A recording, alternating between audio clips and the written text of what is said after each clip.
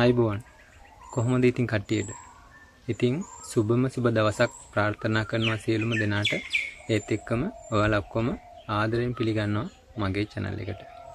අද මම ඔයාලත් එක්ක බෙදා ගන්න තීරණය කළේ මම කරපු එයා ලේයර් එකක වීඩියෝ එකක්.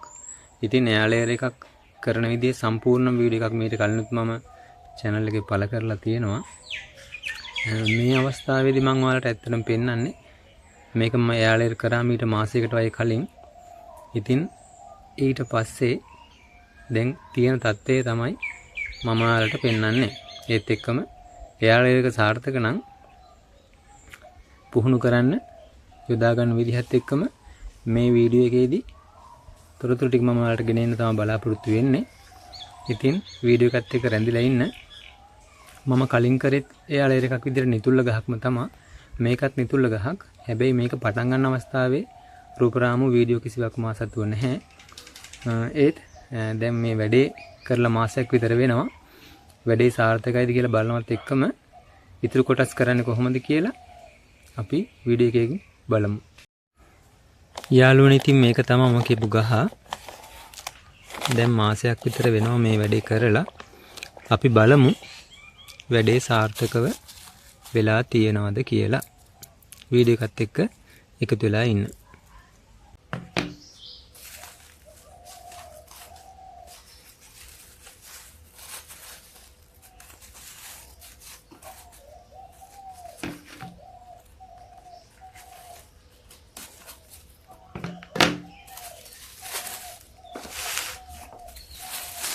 මම මුලින්ම පොලිතින් ආවරණය මේ විදිහට අයින් කරගන්නවා. කියන්න ඕන ඇත්තටම මේකේ බඳුන විදිහට පාවිච්චි කරන්න ඉන්නේ පරණ යෝගට් කප් එකක් අයින් කරපුවා. ඉතින් මේ වගේ වැඩකට විශේෂම කියලා භාජන අවශ්‍ය වෙන්නේ නැහැ. මේ වගේ අයින් කරන දෙයකින්වත් ලොකු ප්‍රයෝජනයක් ගන්න පුළුවන්. පස් මිශ්‍රණය සෑහෙන දුරට වේල්ලා තියෙනවා. මම මෙතන තව දෙයක් කියන්නම්. එයා ලේයර් එකක් කරනකොට උඩින් සම්පූර්ණම සීට් නොවුනට ගැටලුවක් නැහැ. අත්දැකීමෙන් තමයි හැමදේම ඉගෙන ගන්නෙ. ඉතින් එතකොට උඩින් අර වතුර පොඩ්ඩක් එහෙම දාගන්නත් පුළුවන් අපිට. දැන් මේකේ මුල් වලට ගැටලුවක් වෙලා නැහැ. තව සතියක් විතර මම මේ වැඩේට පරක්කු වුණා නම් බොහෝ විට මේ මුල් ටික මැරෙන්න ඉඩ තිබුණා. මුල් සාමාන්‍ය විදිහට වර්ධනය වෙලා තියෙනවා. ගැටලුවක් නැහැ. වැඩේ සාර්ථකව වෙලා තියෙනවා. ඔයාලට දකින්න පහසු වෙන විදිහට මම ලං කරලා පෙන්නන්නම්. කප් එක බැඳලා තිබුණ shopping කෑල්ලත් මම අයින් කරනවා. ඔයාලට බලා ගන්න පුළුවන් යම් තාක් දුරට මුල් වර්ධනය වෙලා තියෙනවා.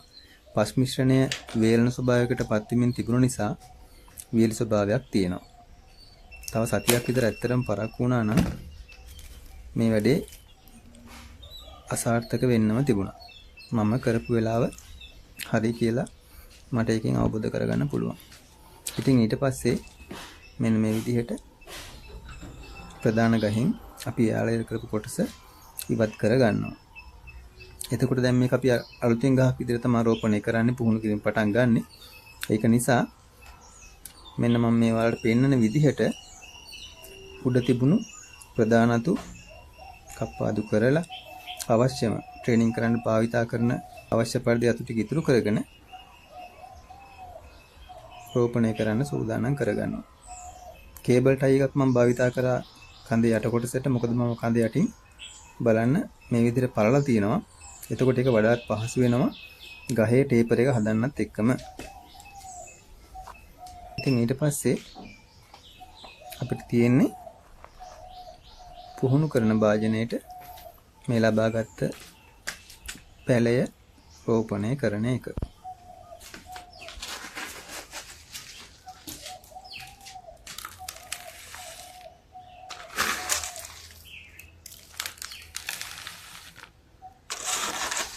ඒත් එක්කම මම පොඩි දෙයක් ඔයාලට මතක් කරන්නම්. එයා ලේයර් කරන ක්‍රමය ඇත්තටම ගොඩාක් සාර්ථක ක්‍රමයක්.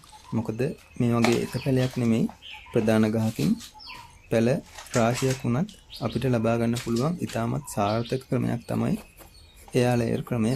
ඉතින් බොන්සායි කරන සියලුම දෙනාට මේ ක්‍රමයෙන් වාසි ගොඩාක් ගන්න පුළුවන්.